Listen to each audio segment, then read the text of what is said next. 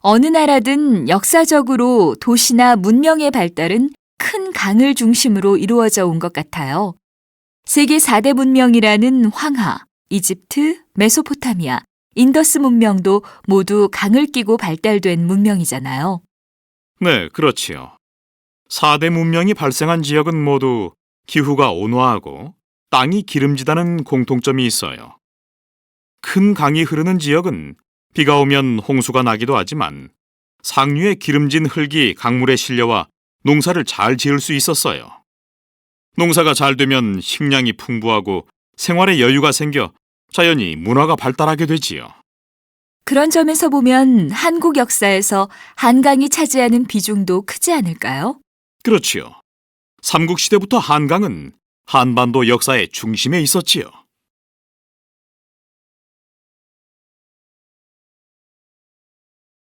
한반도의 한복판을 흐르는 한강은 하류에 곡창지대가 있고 풍부한 수량과 지류 덕분에 수상교통이 발달하였을 뿐만 아니라 서해를 거쳐 중국과 교류하는 관문 역할을 해왔다.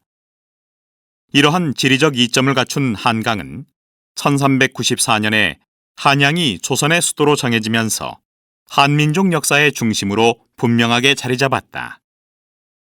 한강 유역은 이미 삼국시대부터 이 지역을 차지하기 위한 수많은 전쟁이 일어났던 곳이기도 하다.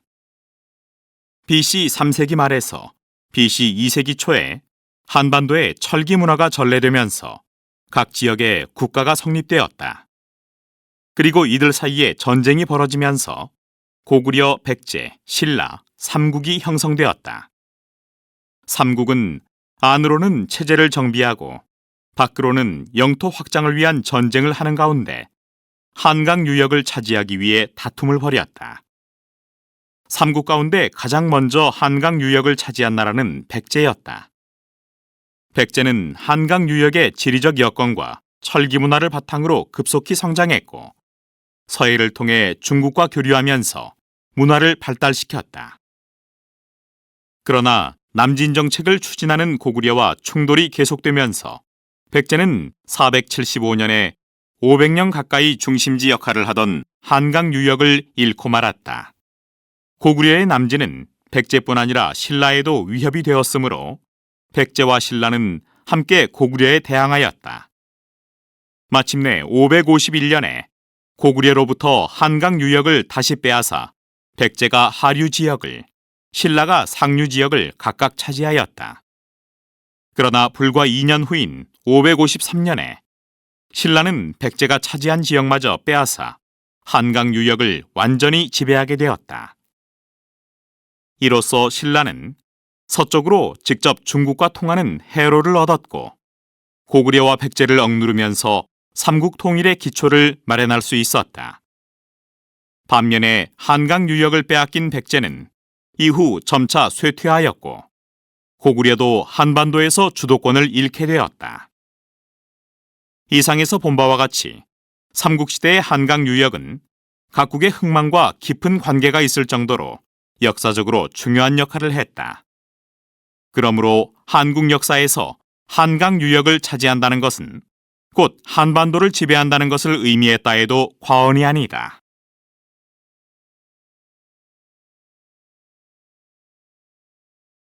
여러분, 타임머신을 타고 과거로 가서 과거의 행동을 약간 바꿈으로써 미래도 달라지는 영화 본 적 있지요?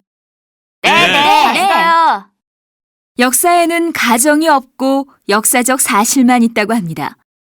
하지만 이런 영화처럼 그때 만약 이랬다면 어떻게 되었을까 하는 가정은 아직도 많은 사람들이 흥미있어하는 질문인 것 같아요. 여러분은 만약이라는 말로 가정해보고 싶은 역사 속의 사건이 있어요? 저는 신라의 통일에 대해 배우면서 만약 신라가 아니라 고구려가 한반도를 통일했다면 그 이후 한국의 역사는 아주 달라지지 않았을까 하는 생각을 했어요. 당시는 한반도 북쪽뿐만 아니라 만주 지역도 고구려의 영토였기 때문에 고구려가 통일을 했다면 우리 땅이 넓어졌을 거예요. 또한 강한 국력을 갖춘 고구려로 인해 한국 역사는 강대국의 역사로 자리 잡았겠지요. 한반도 남쪽에 있던 작은 나라 신라가 통일을 했기 때문에 대동강 이남 지역만 통일을 한 반쪽짜리 통일에 그치고 말았다고 생각해요. 제 생각은 좀 다른데요. 많은 사람들이 그런 가정을 하는데 저는 신라의 통일은 지금의 우리를 있게 해준 한국 역사의 최대 사건이라고 생각해요. 만약 고구려가 통일했다면 아마 만주 지방 대부분이 우리 영토가 됐을 것이란 추측을 할 수 있겠지요. 그러나 고구려는 전쟁을 계속해서 영토 확장을 하려는 의식이 강한 나라였으니 통일 이후에도 전쟁을 안 하는 때가 거의 없었을 거예요. 세계 역사 속에서 영토 확장을 위한 전쟁을 계속하던 나라들은 결국 망하거나 약소국이 된 것처럼 우리나라도 그렇게 되었을 수도 있지요. 어쨌든 신라가 통일함으로써 100여 년간 평화의 시대를 맞은 것은 우리 민족의 문화적, 사회적 발전을 위해서 아주 중요한 계기가 되었지요. 실제로 신라는 그 시기에 여러 나라의 문화를 하나로 융합하면서 발전시키게 되었다고 교과서에서도 지적하고 있잖아요.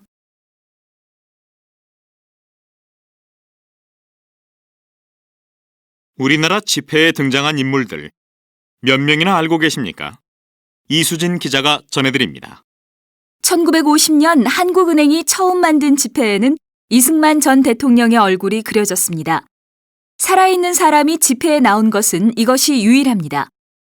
1960년 이후에는 전 국민이 모두 존경하는 인물이 나오기 시작했습니다. 바로 세종대왕입니다. 경제개발이 중심이었던 시대에는 예금 통장을 들고 있는 모자의 모습이 그려지기도 했고 군인 출신인 박정희 대통령 시절에는 이순신 장군이 등장했습니다. 2009년에는 5만 원권의 신사임당이 실림으로써 한국 역사상 처음으로 여성이 지폐에 등장합니다. 또한 5천 원권에는 아들 이율곡이 실리면서 모자가 함께 지폐에 실리는 진기록을 가지게 되었습니다.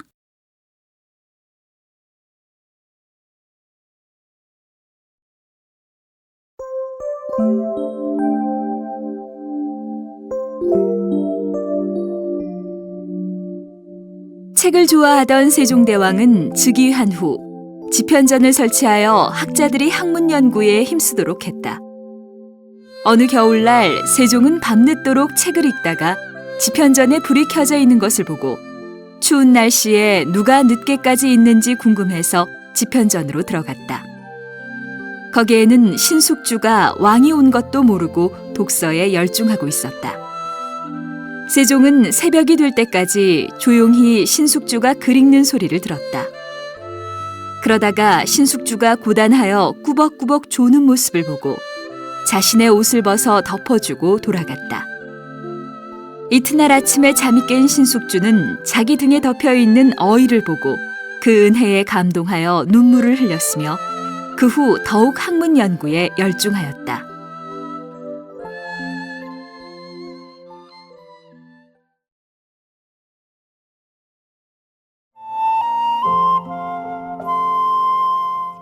어느 날 황정승 집에 두 하녀가 한참을 다투더니 그중 하나가 달려와 황정승에게 상대방의 잘못을 일러바쳤다. 이야기를 들은 황정승은 고개를 끄덕이며 말했다. 오냐, 내 말이 옳구나. 그러자 다른 하녀도 화를 참지 못해 황정승에게 상대방의 잘못을 이야기했다. 그 말을 들은 황정승은 이렇게 말했다. 오냐, 네 말도 맞다. 마침 그 모습을 곁에서 지켜보던 조카가 하도 어이가 없어서 한마디 했다. 아니, 숙부님, 한쪽이 옳으면 한쪽이 그르고 한쪽이 그르면 다른 쪽이 옳은 법이지 이쪽도 옳고 저쪽도 옳다고 하시면 도대체 어느 쪽이 옳다는 말씀이십니까? 그러자 황정승은 마치 남의 이야기를 하듯이 그렇구나. 네 말도 옳구나. 하면서 읽던 책을 계속 읽었다.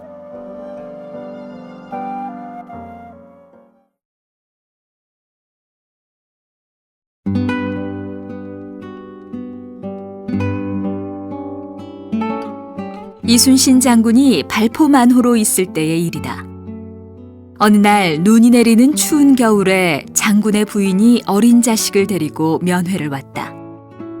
당시의 군인들은 근무 중에는 면회가 금지되어 있는데 장군이나 지휘관은 이 규칙을 지키지 않는 경우가 많았다. 그러나 장군은 근무 시간이 끝나도록 아내와 아이를 기다리게 하고 만나지 않았다. 근무가 다 끝난 후에야 비로소 아내를 만난 장군은 당신이 규칙을 어기면 다른 병사들의 가족 또한 규칙을 무시할 것 아니요. 그렇다면 규칙이 있은들 무슨 소용이 있겠소? 윗사람이 먼저 모범을 보여야 군의 기강이 세워지는 법이요. 앞으로는 근무 시간에는 절대 면회를 오지 마시오. 하고 말했다. 한 번은 이런 일도 있었다. 직속 상관인 전라 좌수사가 검은고를 만들기 위해 발포 진영뜰에 있는 오동나무를 베어오라고 심부름꾼을 보냈다. 뜰의 오동나무도 나라 것이니 함부로 벨 수 없다고 좌수사께 말씀드려라. 더구나 저 나무를 만드는 것도 아니고 검은고를 만드는 것이니. 결국 좌수사는 자신의 뜻대로 오동나무를 베어 검은고를 만들지 못했다. 나라의 물건을 사사로이 쓸 수 없다는 장군의 말이 하나도 틀린 것이 없기 때문이었다.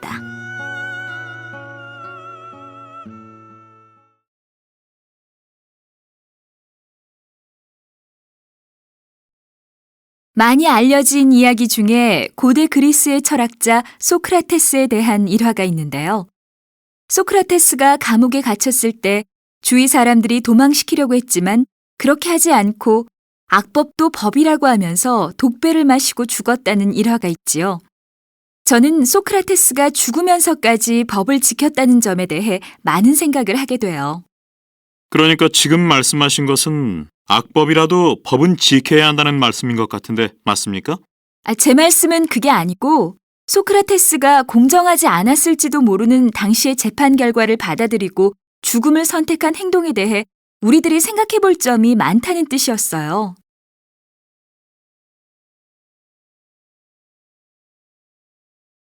오늘 역사 인물 탐구 시간에는 우리에게 잘 알려진 역사 인물에 얽힌 일화와 그 의미를 주제로 이야기를 나누고 있는데요. 역사 인물에 얽힌 일화는 재미도 있지만 특히 일화를 통해 그 인물의 특성을 다시 발견할 수 있어서 더 흥미로운 것 같아요.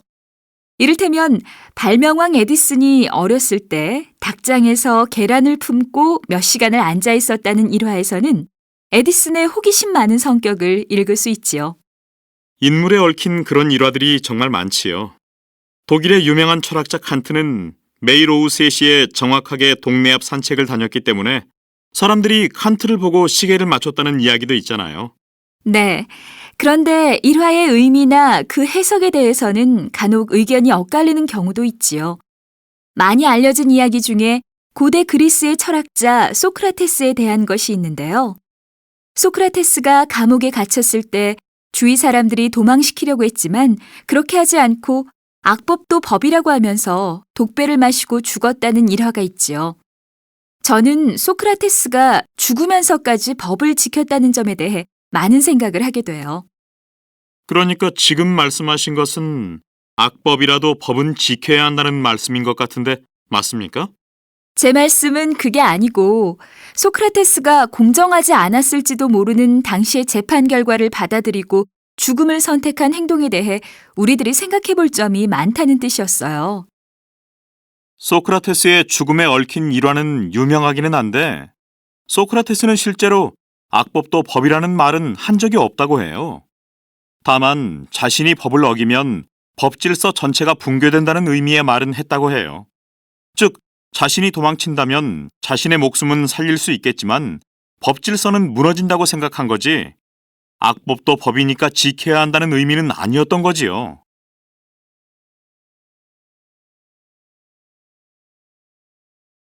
한국에서 여행을 해보고 싶은데 어디 가면 좋을까요? 어떤 곳을 보고 싶은데요? 저는 조선시대의 문화가 많이 남아있는 곳에 가보고 싶어요. 그러면 안동이 좋겠어요. 안동은 조선시대의 유교 문화가 많이 남아있는 곳이에요. 특히 안동 하회마을은 조선시대의 전통 한옥이 그대로 보존되어 있어서 외국인에게는 특별한 경험이 될 거예요. 저도 작년에 하회마을에 가서 이틀 동안 민박을 했어요. 한국 전통 한옥에서 민박하면서 전통 문화를 직접 체험해봤는데 정말 좋았어요. 아, 그러면 저도 이번에 가서 민박을 해봐야겠네요.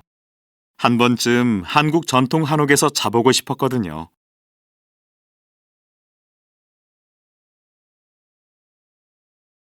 나는 한국에 온 지 1년이 넘도록 제대로 여행을 해본 적이 없었다.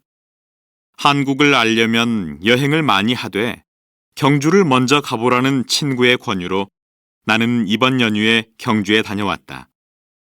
평소에 한국 역사에 관심이 많던 나로서는 경주는 꼭 한번 가보고 싶던 곳이기도 했다. 경주는 한국의 남동쪽에 있는 도시로 992년 동안 신라의 수도였다. 그래서 경주를 가보지 않고 한국 역사를 안다고 할 수 없을 정도로 한국 역사 유적의 중심지로 널리 알려진 곳이다. 대릉원, 첨성대, 세계문화유산으로 등록된 불국사와 석굴암 등 경주는 도시 곳곳이 박물관이고 문화재라고 해도 과언이 아니다. 경주역에서 가장 가까운 유적지는 대릉원이다. 대릉원은 신라시대 왕과 귀족들의 무덤이 모여있는 곳이다. 넓은 잔디밭 위에 웅장하게 솟아있는 고분들을 보노라면 천년 역사를 가진 신라의 저력이 느껴지는 인상적인 곳이다.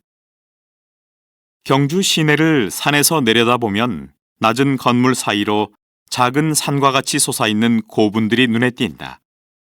그래서 경주를 산자와 죽은 자가 공존하는 도시라고 하는 사람도 있지만 나는 신라의 조상들이 수호신이 되어 경주를 지켜주고 있다는 생각이 들었다.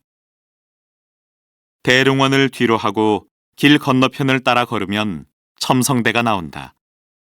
농사를 지었기 때문에 하늘에 관심이 많았던 신라 사람들이 별자리를 관찰하기 위해 만든 곳이다.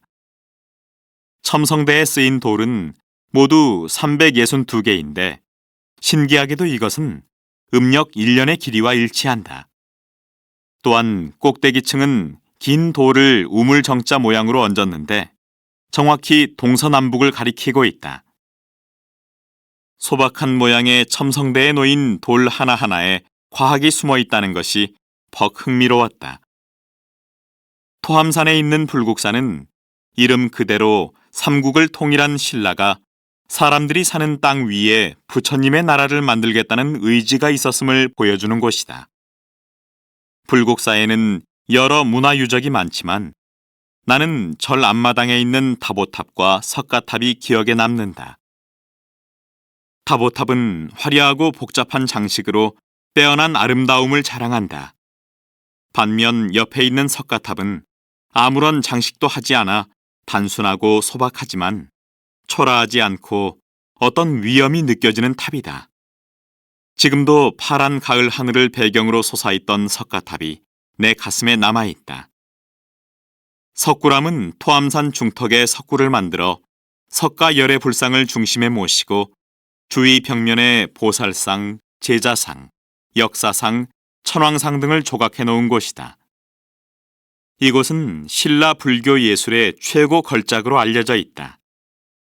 마치 살아있는 듯 아름답게 조각된 불상의 모습과 포근하고 부드러운 미소를 보노라면 당장 말이라도 걸어올 것 같아 그 뛰어난 솜씨에 감탄하게 된다. 경주 여행을 마치고 나니 한국 역사 속으로 시간을 거슬러 갔다 온 듯한 느낌이 들었다. 그만큼 경주에서 본 많은 문화유적이 인상적이었다. 요즘 나는 친구들에게 한국 문화와 역사를 알고 싶다면 경주를 먼저 가보라고 권하곤 한다.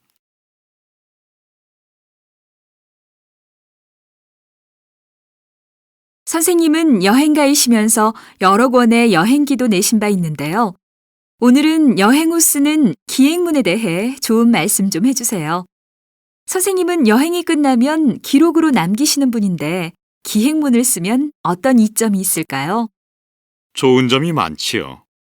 우선 글을 쓰기 위해 생각을 정리하노라면 한 번 더 여행하는 것 같은 기분이 들어 행복하고 여행지의 추억이 소중한 기억으로 남게 되지요.